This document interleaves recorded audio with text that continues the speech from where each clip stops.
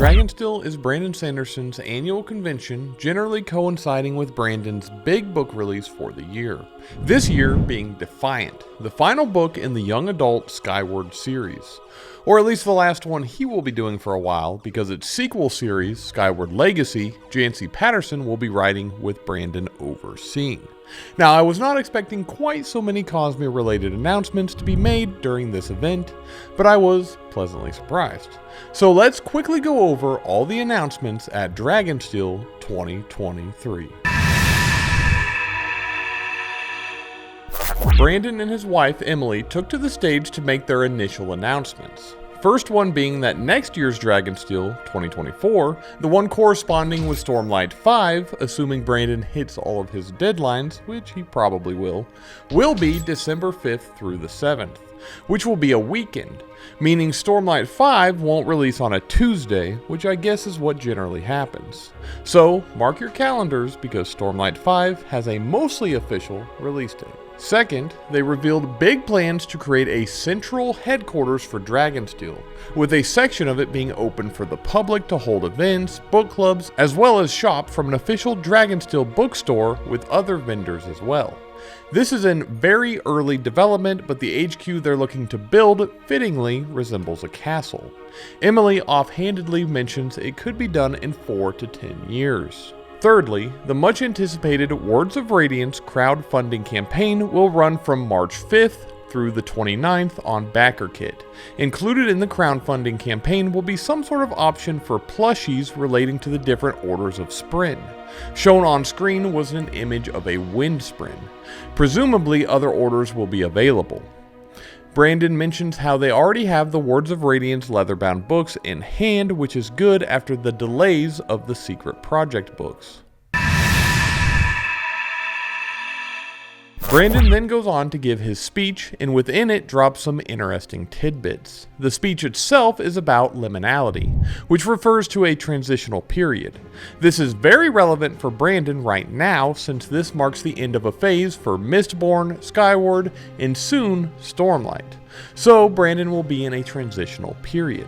He also talks of how well working on multiple projects has been for him in reference to the secret projects, talking of how it makes him more productive and gives him something to look forward to. So he then goes on to tease that because of this, Arithmetist 2 might be on the table. I suppose we can also infer that there may be more side projects from Brandon in the future. Before the Q&A begins, Brandon has some time to fill and casually goes over his plans for the next 5 to 8 years. First, he intends to rewrite his prose version of White Sand in order to bring it up to par with his current writing ability, and release it to the public. Having this reworked and in the same format of all his other Cosmere works will be welcome, rather than it being the odd one out as a graphic novel series. After this, he intends to write the entire Ghostbloods Mistborn Era 3 trilogy before releasing the first book.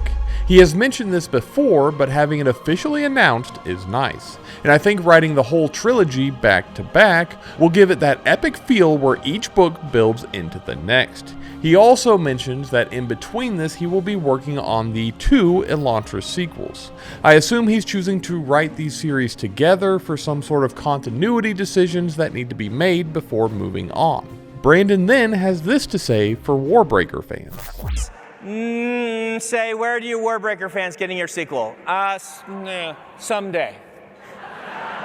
Someday.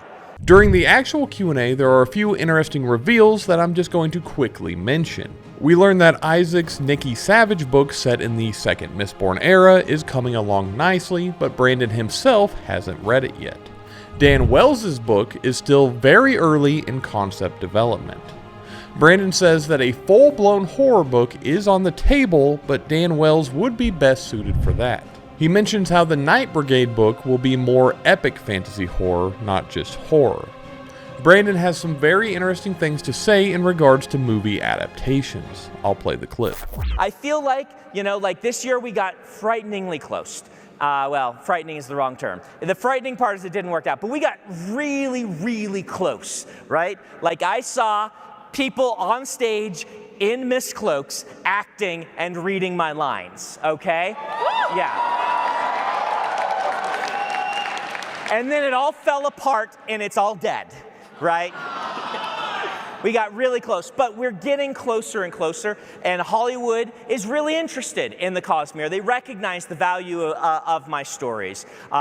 They've been for years saying, we know this is gonna come, break out, and it's gonna be big someday, but it's all about figuring out how to make it work. And beyond that, Hollywood's kind of on fire right now, and so we're waiting for someone to put it out. Brandon also mentions that while crowdfunding his own movie is an option, he would much rather do it the traditional way. And I'm happy to hear him say how he's not just looking for a studio to make a one-off adaptation. He's looking for a partner to work with for the next 20 years in order to adapt the Cosmere itself. Which is good, because if you sell different series to different studios, you won't ever get that MCU-style interconnectivity, which I think we would want for the CCU, Cosmere Cinematic Universe. Dragonsteel Prime, the book showing Hoid's origin featuring dragons, will be released as a curiosity similar to Way of Kings Prime. In the most important question of the evening, we find out that Hoid has dated a shard, or more accurately, one of the vessels prior to them becoming a shard. At the end of the Q&A, Brandon begins his reading of one of the interludes from Stormlight 5. I'm not going to dive into that in this video, but if you want to watch it yourself, I will put a link to the live stream with a timestamp in the description of this video. Brandon then goes on to end the stream. I think I'm going to do something special here. I said that we were not going to have any sparkly shoes, but my sister is here running our charity booth, and if anyone really wants a pair of size 12 signed sparkly shoes, we'll have her have a little silent auction for these. We'll send the money probably to, Jane, if that's all right, the Primary Children's Hospital School Zone.